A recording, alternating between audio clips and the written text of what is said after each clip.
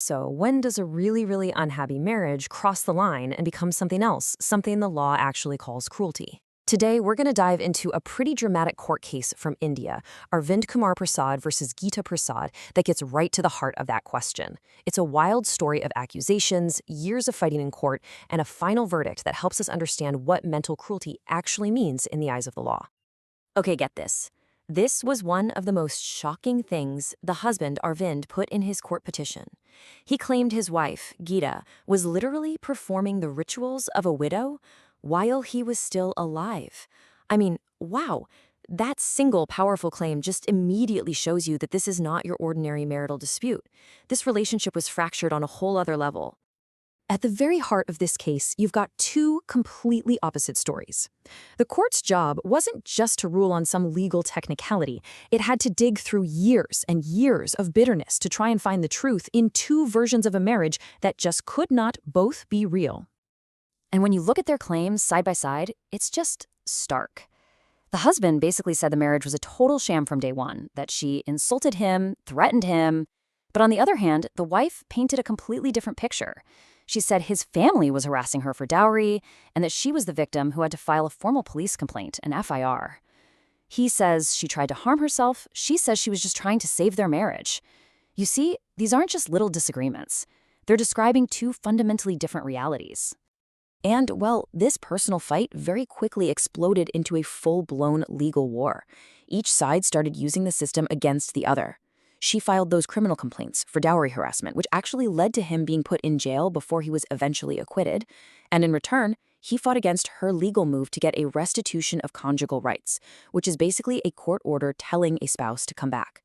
For years, they weren't talking like a husband and wife. They were talking like opponents in a courtroom. So, all of this brings us right to that central legal question. It's obvious the relationship was toxic, right? But that's not always enough for a divorce. The court had to figure out if the actions taken by one of them crossed a very specific legal line, turning all this marital drama into what the law officially calls mental cruelty.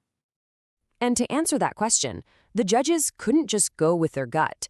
They had to turn to the legal rulebook, specifically the Hindu Marriage Act and other major court decisions that have tried to define an injury that you can't even see.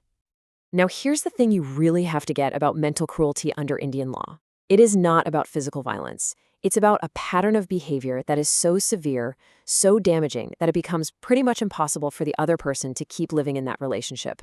We're talking about mental anguish, psychological harm that just becomes unbearable. Over the years, the courts have kind of flushed this out. So it's not just one thing. It can be conduct that just pushes someone's mind past its breaking point. It can be making false, scandalous claims that absolutely wreck a person's reputation.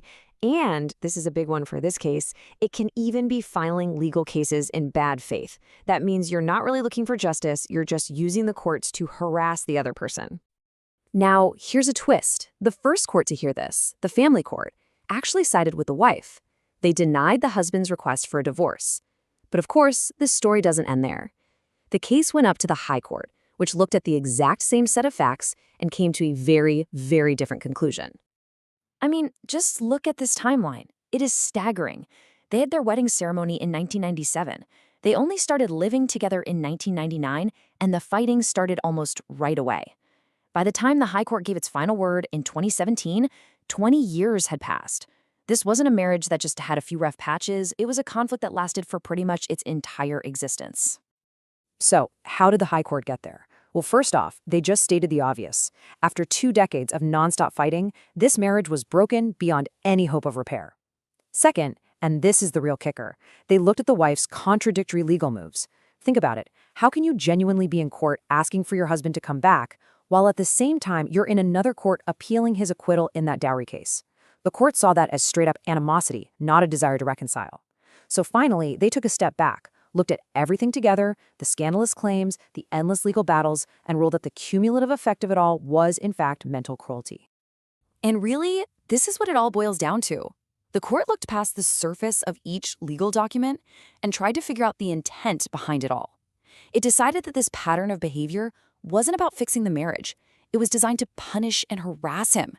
And that sustained campaign they rolled amounted to an intolerable cruelty. So you might be thinking, okay, That's one really messy divorce. Why should we care? Well, because this ruling sends a much bigger message about how the law looks at marital fights, and especially how people use or misuse the legal system within them. This quote from a legal analysis really gets to the heart of it. Section 498A of the Indian Penal Code is an incredibly important law. It's designed to protect women from cruelty and dowry harassment, which is a very real, very serious problem.